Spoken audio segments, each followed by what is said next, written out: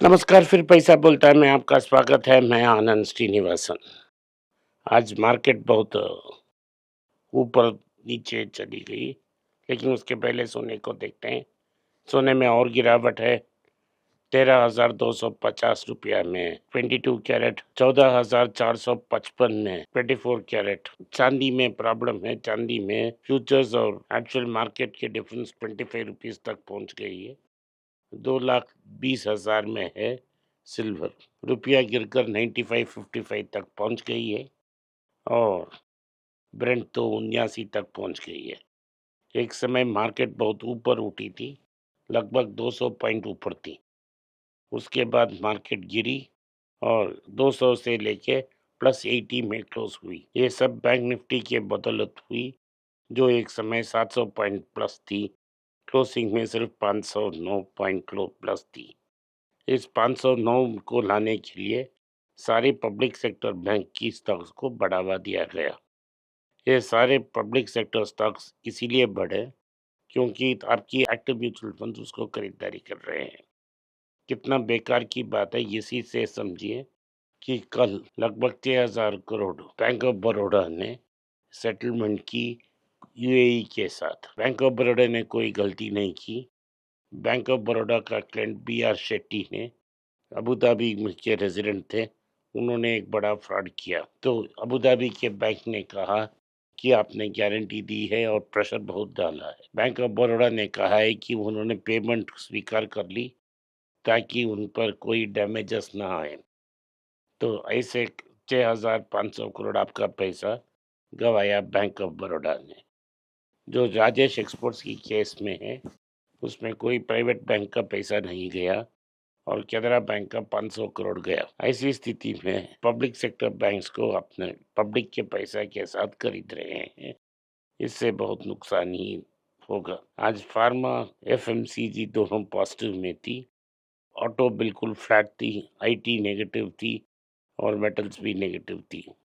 लेकिन आज मुख्य स्टोरी ये है कि कल्याण ज्वेलर्स ने 18% ऊपर क्लोज किया। कल 7% क्लोज की थी, तो दोनों दिन मिलके लगभग 25% मार्केट ऊपर क्लोज हुई। उसकी पहले मार्केट 7% नीचे आई। तो जिन्होंने हमारे सलाह पे परसों की इसको कंसिडर की थी, उनके लिए बहुत अच्छे दिन आ गए। सन वर्मा 2.7, डिवीज लैब 2.1, इंडसइंड बैंक 1.8, नाटको फार्मा 1.6, तंगमइल -3.5। लेकिन एक समय वो लगभग 2% ऊपर उठकर 7,000 के ऊपर थी। उसके बाद 3.5% गिरी।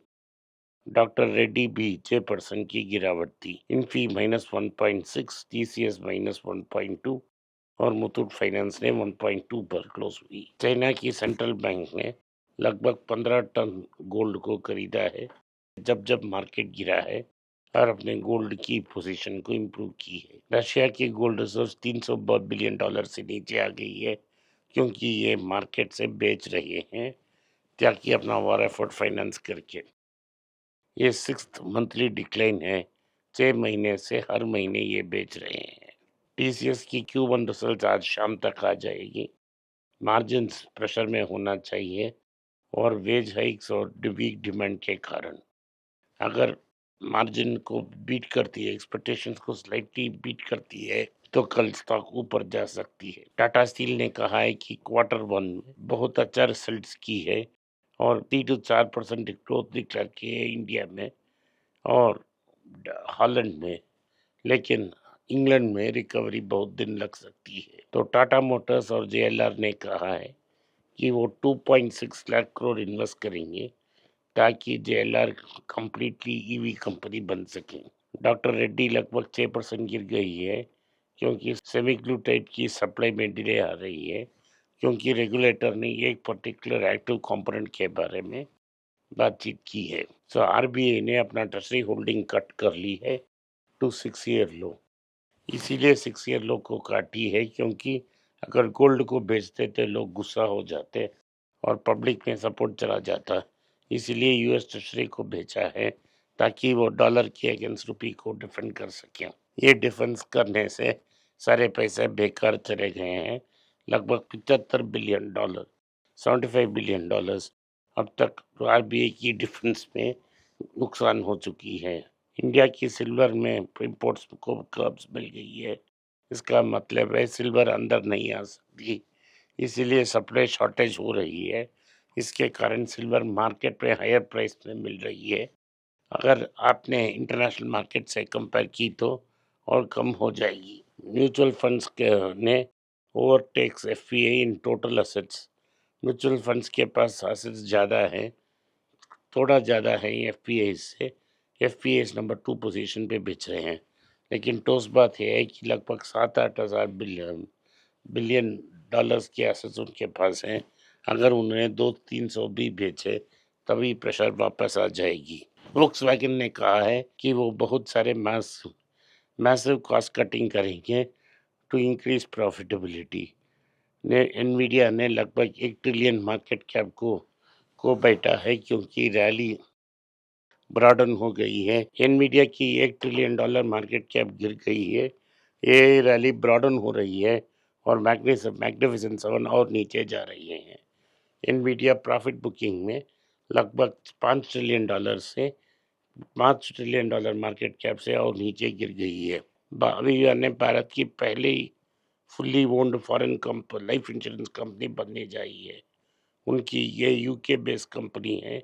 अब तक उनकी जो 26% रिमेनिंग स्टेक है जो डाबर के पास है, उनसे खरीद कर ये फुली ओन्ड कंपनी बन सकते हैं। फेड की जो नोट्स आई हैं उनमें से सिग्नल ये है कि इस साल रेट्स ऊपर जा सकते हैं। इसके और दोनों की फिर से पेट्रोल और डीजल का दाम ऊपर जाने से ये सुनिश्चित है कि रेट ऊपर जाएगा। एडिबल जो खाने की ऑयल है, जो पाम ऑयल है, जो देश के बाहर से आ रही है, ये कॉस्ट एलिवेटेड रहेगी क्योंकि इंपोर्ट चार्ज ज़्यादा हो रहे हैं और भारत में जो अल्टरनेट्स हैं उनके लिए मानसून के लिए एक बड़ा शौक है। आज के लिए इतना ही। आपने इस पॉडकास्ट को सुना, इसके लिए मैं आपका आभारी हूँ। हो सके तो वीडियो को लाइक कीजिए, चैनल को सब्सक्राइब कीजिए और बेल नोटिफिकेशन दबाएं। इस वीडियो को अपने दोस्त और रिश्तेदार के पास भेजें और उन्हें देखने की आग्रह करें। नमस्कार, धन्यवाद, जय हिंद। अगर आप मुझसे संपर्क करना चाहते हैं, नीचे दिए गए ईमेल में मेल भेजें। मेरी टीम आपके साथ संपर्क करेगी और मदद भी करेगी।